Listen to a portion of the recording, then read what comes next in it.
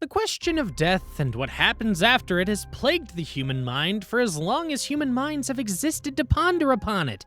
Almost every major religion exists to prepare you for it, and almost every major scientific breakthrough exists to delay or explain it. It is as much a part of existence as life itself, another side of the same coin. As it's often been said, death is the great leveler. Rich or poor, male or female, good or evil, everyone dies. Everyone crosses that threshold, and what awaits beyond us is...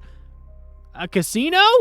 Okay, I can vibe with that. What's up, anime fans and manga readers? You already know the drill. We are back at it with another entry in the best recommendation show on the planet, and today we've got one of my personal favorite pieces of existential media ever on the block, Death Parade. Like I said in the intro, and as you've probably gleaned from the title, this show is about death. Quite a heavy subject matter, if we're being honest, but hey, it's anime. There's literally no topic that's out of bounds, and that's the beauty of the medium.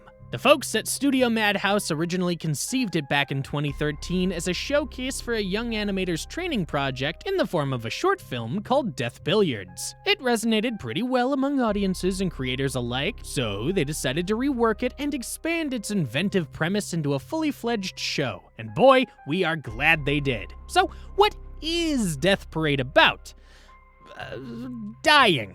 Well, not just dying, but what happens after it. In other words, judgment, but perhaps not in the way you'd normally expect. When you'd think about judgment in the afterlife, the image that probably comes to mind is one of a wise old being in a giant chair looking back on the deeds of men and pointing them either towards the pearly gates of paradise or the fiery depths of hell. That's all good and well, but the concept takes on a radically different shape in Death Paradise. Every soul that passes into the afterlife is given two options. Instead of heaven or hell, you get reincarnation or the void. Two options that may be absolutely desirable or absolutely terrifying depending on the people being judged and the context surrounding their deaths. Individuals are judged not singularly, but in pairs, matched based on a similar time of death, and judgment is based not on the summary of all your deeds during life, but on a series of games. I know that sounds odd, but stick with me here.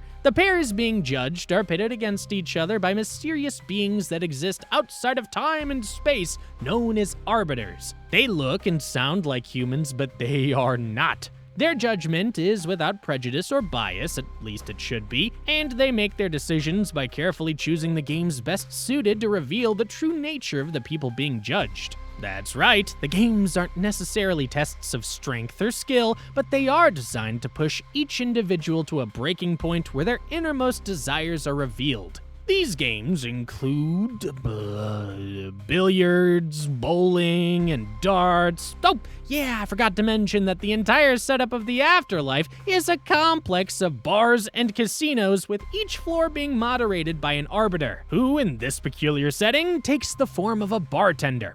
Look, I know this sounds bonkers on paper, but with the incredible writing and presentation on display, the entire thing doesn't seem too far-fetched. It feels almost factual, like a vignette of what it's actually like when it's our time to go. We watch these events unfold primarily through the eyes of Decim, an arbiter in charge of the Quindecim bar on the 15th floor at the Afterlife complex. Decim initially comes off as cold and unfeeling, and while that disposition never truly wears off, we come to see that he sometimes struggles with the decisions he makes and with the idea that this system of judgment they have in place is far from perfect. He is accompanied through most of his trials by his assistant, a mysterious dark-haired woman who serves as somewhat of an apprentice under Decim, observing the intricacies of different trials and learning the best ways of an arbiter.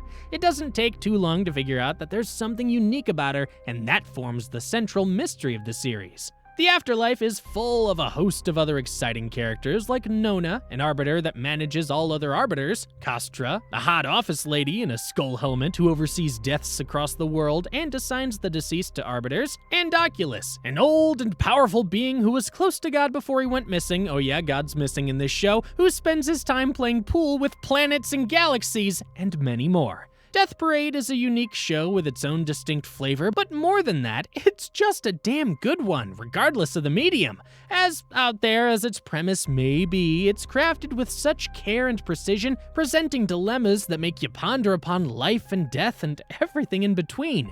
Watching this show, I found myself asking more than once, what would I do if that were me? Would I make that choice or that? Would I be right or wrong if I did so? The scenarios are hauntingly human in the best way possible, and it's all laid out at a slow-burning pace not seen too often in anime, allowing the mysteries it poses to bloom and the questions it raises to settle in the minds of its audience. Death Parade is one of the very best showcases of anime, tackling more mature, existential themes, and being only 12 episodes long makes it a must-watch recommendation for anyone willing to broaden their anime palette from the typical shonen fare.